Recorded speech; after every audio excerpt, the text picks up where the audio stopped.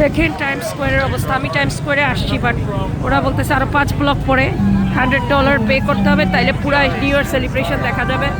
আমি জাস্ট খালি ভিড়, হ্যাপি নিউ ইয়ার এভরিবডি। আমি খালি ভিড়টা দেখাইতেছি, আমি একা আসছি। কি অবস্থা মানুষের ভিড়। হ্যাপি নিউ ইয়ার টুপি বিক্রি করতেছে সবাই। এই হলো টুপি বিক্রি করতেছে সবাই।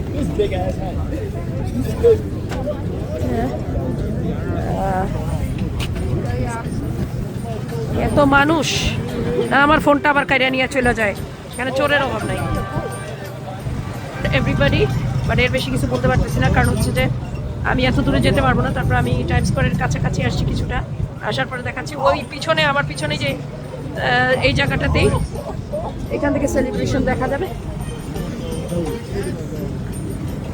সেলিব্রেশনের জন্য মানুষের ভিড়, এইখানে সেলিব্রেশনটা হবে, বাট আরও 5 ব্লক পরে। কিন্তু আমি বরফ পড়া শুরু করছে, এখন আমি আমার জায়গায় আমার ব্যাক করতে হবে।